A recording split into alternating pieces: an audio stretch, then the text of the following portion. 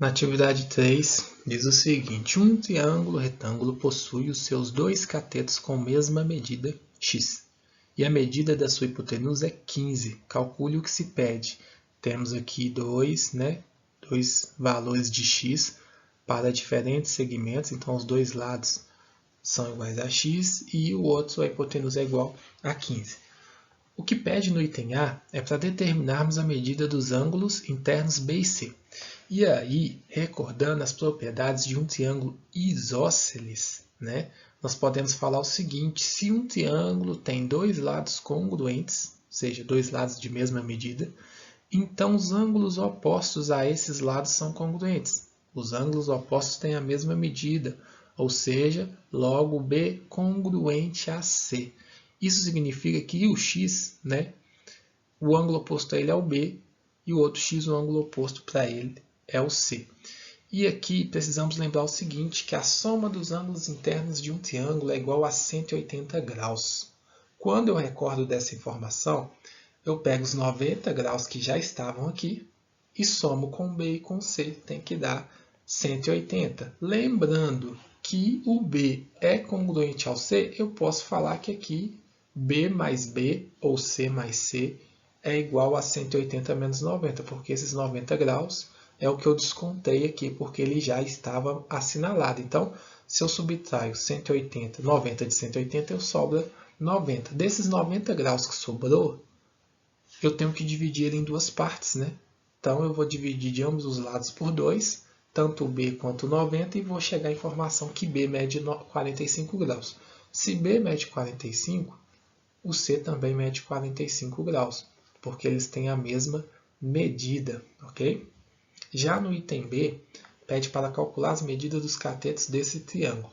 Sabemos que os catetos têm medidas iguais, seja o cateto adjacente ao ângulo C e oposto ao ângulo C. Se você tiver como referência o cateto, o ângulo B, você tem o cateto oposto, tem o mesmo valor. E aí nós vamos chegar à seguinte situação, à seguinte relação trigonométrica para calcular isso. Nós vamos falar que o seno de 45 graus é igual ao cateto oposto do ângulo sobre a hipotenusa. Então nós temos que o seno de 45 graus é igual a x sobre 15, porque independente do ângulo que eu pegue, o cateto oposto é x sobre 15, que é a hipotenusa.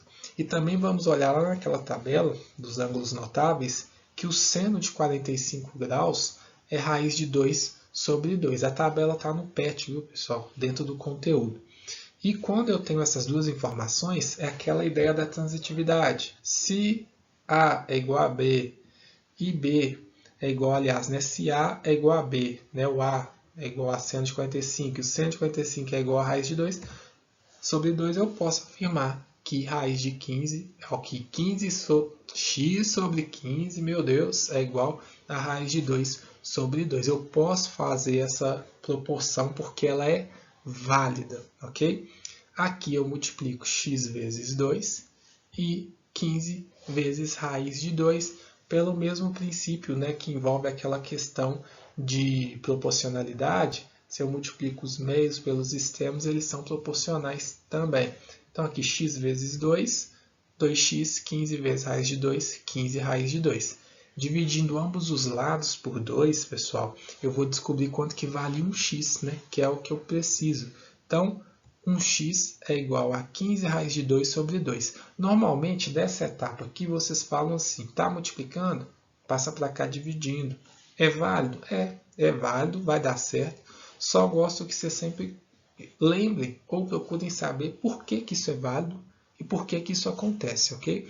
Que é exatamente o que eu avisei aqui antes. Então, agora eu tenho 15 raiz de 2 sobre 2, que é aproximadamente 7,5 raiz de 2, mais aproximado ainda agora, que aqui tem mais precisão por ser raiz e um número irracional, e aqui é aproximadamente 10,61 o valor de x. E aí vocês podem confirmar até com o teorema de Pitágoras. 10,61 ao quadrado mais 10,61 ao quadrado tem que ser igual a 15 ao quadrado. Pode confirmar lá que vai dar certinho.